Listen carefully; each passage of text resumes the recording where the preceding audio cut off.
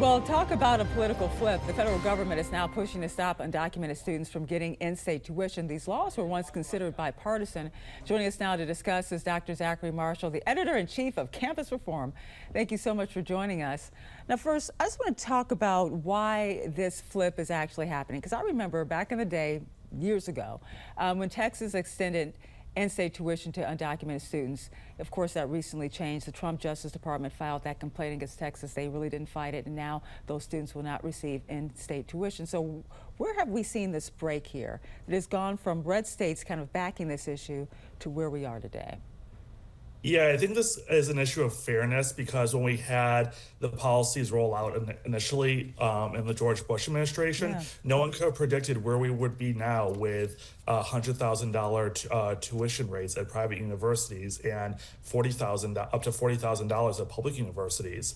Also, we've had 4 years of the Biden administration just letting millions of people into the country without any accountability. So I think this is now about making it fairer for law-abiding American citizens, many of whom can't afford college. We have taxpayers subsidizing illegal immigrants, and only 30-something% of Americans have a college degree. It's not fair that people who work hard or can't afford college are subsidizing people's education after they broke the law. Well, you have Texas, the Trump administration, the Justice Department going after Texas, but they're targeting other states as well, I believe 3 other states. Do you think it's going to work in those states, or do you expect more of this to follow state to state to state?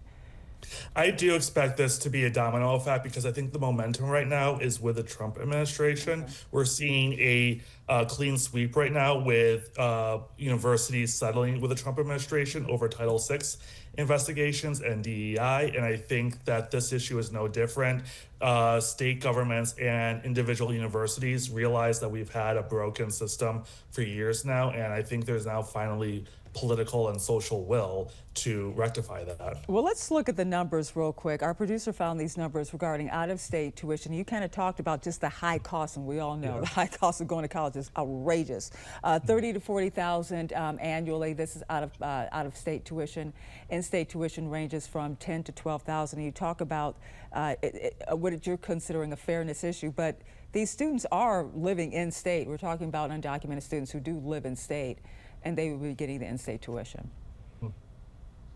Yes, absolutely. But we are also seeing pushes in previous years for illegal immigrant students to get in-state tuition, even when they were out of state. That has been a proposal. There's also been millions of dollars spent by universities for aid and services for illegal immigrant students. And there's also resources being put in to help deter ICE on campus when they are trying to investigate people on the campus. So it's not just the in-state tuition costs, it's also the amount of student fees, student tuition dollars from American citizens that's being used to create this special class of students, all of whom are not American citizens and who are not among the law-abiding Americans going to college and taking out loans or spending their hard-earned money to go to school. I want to talk briefly before we leave about the New York Times, an article about campus reform, because you've been on this program since we started 4.5 years ago, the National News Desk, now the National News Desk.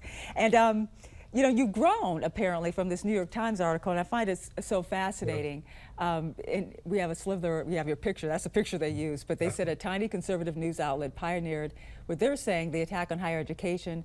A tiny conservative news outlet pioneered attack on higher education, but they go in depth about how you've made this difference. How has this been for you, campus reform, finally really getting your name out, getting attention in the New York Times, because you did start here and now you've grown like this?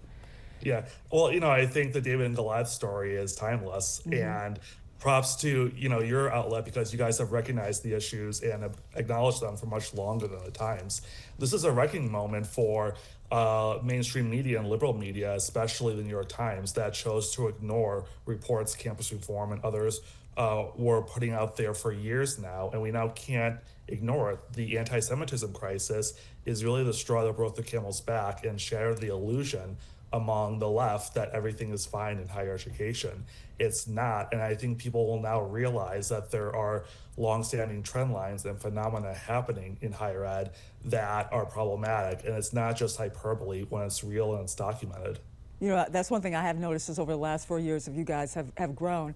The spotlight that's now on higher education has grown over the last 4 years, and it has been because of some organizations like yours continuing to talk about these issues. Yeah, exactly. I mean, everything that starts on campus never stays on campus. When we go back, 10 years ago, we saw the start of Black Lives Matter rhetoric, and that took 4 years to get off campus into this summer of 2020.